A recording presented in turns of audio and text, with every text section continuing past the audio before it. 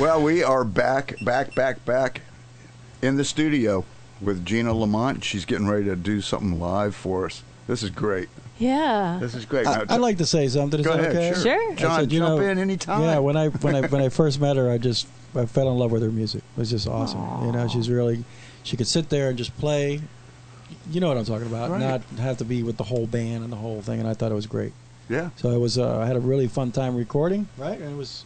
It wasn't that we didn't have to do too many things. I mean, it just flowed. It really did. It really did. Right? Felt really good. It was lovely. It was a lovely experience. Wow. So what are you going to sing for us tonight? Well, Coyote's Tattoo is a true story. Like all of my stories are true, and it's a story of when I got tangled up with the trickster god Coyote. You know, the Native American god Coyote. Mm-hmm. He's a trickster god, and I asked for it. Yeah. You asked? I asked for it. We're going to have to get more in. You just scratched the surface here. Yeah, but if you hear the song, you'll understand. I'm going to take notes. I will say one more thing. I wouldn't advocate that anybody actually make love to the gods that step into their lives, but sometimes it works. Yeah, that's not a good idea. But sometimes you get lucky. That's it. All right, here she is, Gina Lamont.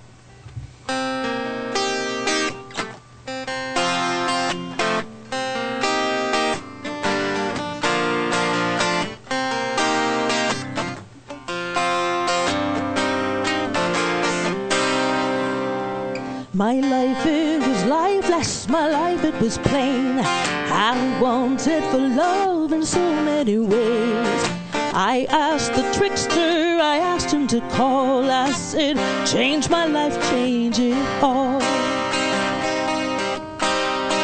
If I knew then all the things I know now, I may not have spoken my wishes out loud, but the sage it burned bright on the sweet grass burned hot. I was sorry it happened, but now I am not.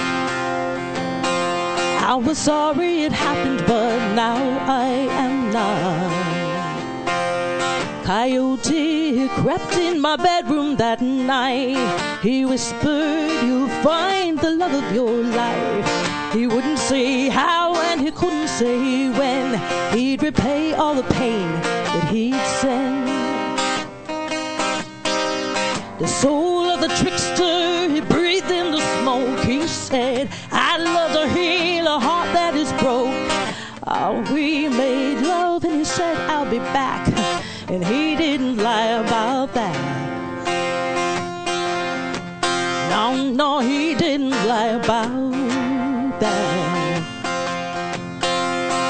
He traced a claw in the small of my back. He's long gone, but the lines remain true. He left me a love to remember him by, and I still bear Coyote's tattoo.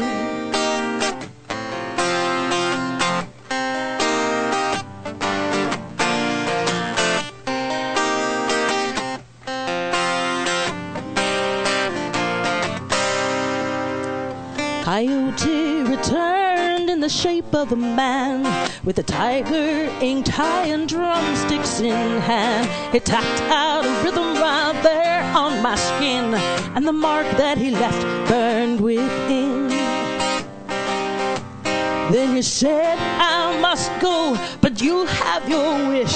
The sorrows you'll know are bound to your bliss.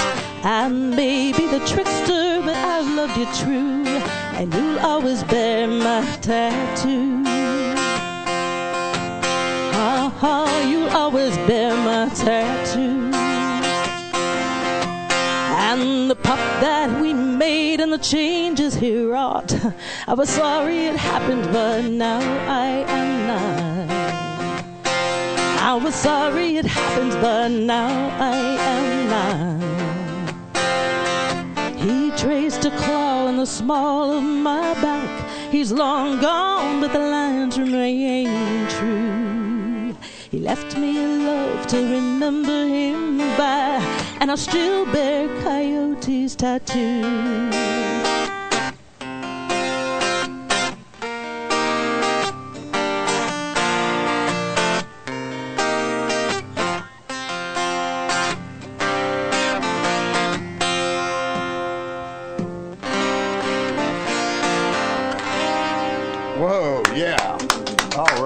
Thank you. Woo!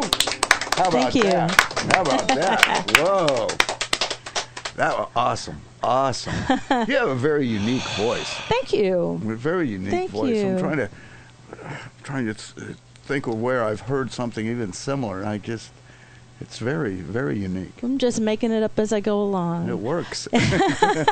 It's called original. Yeah, it works. It sounds like me. Finally, all these years of singing everybody else's stuff, I get to sound like me. Now, is your music out there right now? Yes, it is. Be distributed? Yes, it is. I've got 2 CDs out right now. One is called God Is Kissed, that was released last year, early in the year in 2013. And the new one, The Undertaker's Daughter, which is out as of the end of March. And that was recorded here at Rising Sun.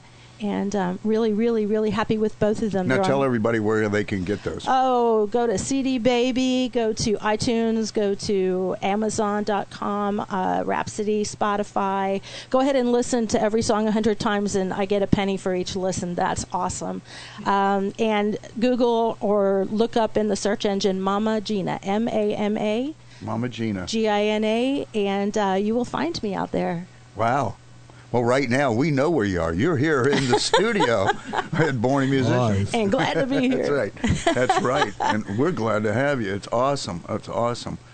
Yeah, you talk to me a little bit about your influence on that song about the coyote. Coyote's Tattoo. Right. I quite literally, about 21 years ago, I had a great life. I was on the road. I was singing in bands. Life was great. It was boring. And I honestly, I was attracted and drawn to reading Native American stuff at that time. And I reached out to Coyote in a dream and said, dude, let's stir up some trouble. Let's do something. And be careful what you wish for. Yeah. When I wrote that song just a couple of years ago, and the first time I played it for my son, who was 18 at the time, he got done listening to it, and he's a pretty smart kid. And when I got done, he lifted one eyebrow like the Spock thing and said, "Am I Coyote's Tattoo?" And I said, "You got it in one, kid." You know, because Coyote showed up. You know, he really did show up in the shape of a man. After I asked for that, there was a beautiful, beautiful man who should probably have just been a sperm donor, but damn it, I fell in love, and should probably just been a sperm donor, but I love men. I really, really do. I love them all, and I love this one in particular. And so my son is Coyote's Tattoo. When you were inspired by the Native American, were you out in Native American country, or were you here? I was traveling on the road with bands, mostly Midwest and then southern United States. Not a lot out west at all. Because the Native Americans are everywhere. Oh, yeah, we're right in the middle of the Seminoles right here. Yeah, we've got some beautiful Seminole country here. Yeah. Yes, we do. Yeah. And one of the former Seminole chairmen is one of my closest friends in the world, Howard. Tommy Howard, if you're out there, I love you, buddy. Yeah. And wow. Well, what is the next song that you're going to play for us? Do you want to do a song before we got the top of the hour break, or you want to hold off? How much time we got? We got about 6 minutes. About 5 minutes, really. We could probably. You know what? Can we do it on the next round so we have enough time? Sure. The next one that I want to do. Well, we can talk. I'm totally flexible. The song that I'll do after the break is the title track from the new CD, The Undertaker's Daughter. I love the tune. I mean, I love the sound of it. I love the label on it. Yeah, it's beautiful, isn't it? Yeah. Yeah, this is really interesting because I took a trip 2 years ago, or a few months ago, actually, up to Virginia, and my dad rode the whole way with me in the car, and he's been dead since 2005. No. So, yeah, I talk to gods and dead people. Oh, no. Yeah. I'm thinking vacation here, you know what I'm saying? Yeah. The dead grandma in the back, no.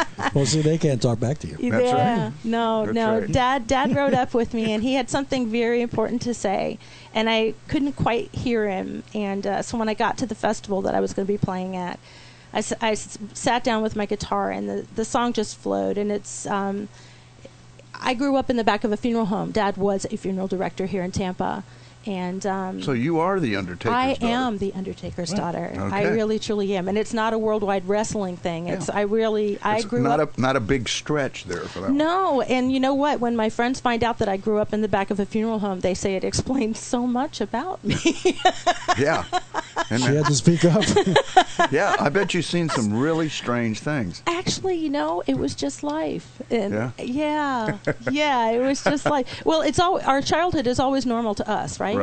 Right. And my child was completely normal. Yeah, I try to envision that. I don't think that anyway could be normal. It to was me, pretty. I don't know. Well, and it's normal. People, they're born and they go away. Yeah, Right? That's normal. well, it's a normal part of life, but You might not like it, but I bet Halloweens were interesting. Well, no, you know what? I don't know if you'll get. I don't know how many emails you'll get about this, but I'm going to say it anyway. My dad actually was a pretty funny guy, and Well, that's great. I love an undertaker with a sense of humor. he's a funeral director with a sense of humor, and he would scare all my boyfriends away by telling them that he knew where to bury the bodies, and he was not only a funeral director, but he also did all of it at one point: embalming, hair, makeup, everything. Right. And the joke around prom time was, if you lay down real still and don't breathe, Dad'll do your hair and your makeup. I can imagine says, "Boy, stay away from my daughter. I'll embalm you." Oh no, that's a great line. And you go like, "Whoa!" Yeah, you don't have to worry about a thing. That's right. You're looking a little pasty today. Don't worry, we'll touch you up. No, he was a great guy. He really was. Unconditionally loved all three of us girls. He was an amazing person. And he had 3 girls. Yeah, Wow. I have 2 sisters. Yeah. Heaven help. Yes. I have a stepdaughter and Jennifer Lee, my daughter, and that's enough. 2 girls. Yeah. That's enough. I can't imagine 3. Yeah. Well, between us and my mom and my grandmother, my mom's mother, who lived with us most of the time, and all the female cats, my dad really felt outnumbered. Right. So. Wow. Yeah. Wow. Female cats too, right? And we Yes. and this is such an interesting situation here because you have a folk singer, songwriter, performer, played with rock bands, played with all kinds of different bands, and wrote this beautiful song about the coyote and the mojo, which kind of goes hand in hand a little bit. You know what I mean? With the same kind of spiritual vibe going on. Let me ask you a question. Sure. Did growing up, with your dad, because that's it's different, right? Yeah. My mother was a medium, so I grew up around a lot of stuff. You never told me that. Yeah, she was. She was a medium. She was very heavy. She could sit down and talk to you, tell you your future, and you would go, or tell you something of your past, and then you mention a name, you'd go, "Whoa, how did you know that?" Yeah. And it would freak you out because usually it was something that you probably didn't do good, Right. and you'd really like, "Whoa." But anyway, having that background, did that inspire you? Because you write a lot about spiritual things, and I do. And so do I, which is interesting. So I feel that had a lot to do with why I did it. Was that the same with you? Yeah, I mean, my spirituality, what I believe, has been an evolution. From when I grew up. I was raised Catholic, and I'm not quite that anymore. I'm a whole lot of other things, and I believe in a lot of other things. But I don't know how to write anything else because my spirituality is what's true. The things that happen to me are so deep that I have to write about them. You talked from Captain Hook. You talked about you've got this thing that's got to get out. Right. Well, it's like Captain Hook. Right. He knows Peter Pan. I haven't eaten any He Peter just looked Pan at in a me. long He time. just looked at me and says, "Boy, you're dead. The sword's coming out." I'm ducking right now. No, there was a thing I saw on, and I need to get the sound effects to go for it. The tick-tock in the background. The tick-tock, and the alligator ate the clock, so you hear him coming. I don't know. I've dealt with that for the last 30 years. Thank you, Jeff Kay, for giving me that name. It's stuck. Well, it's a cool name. I like it.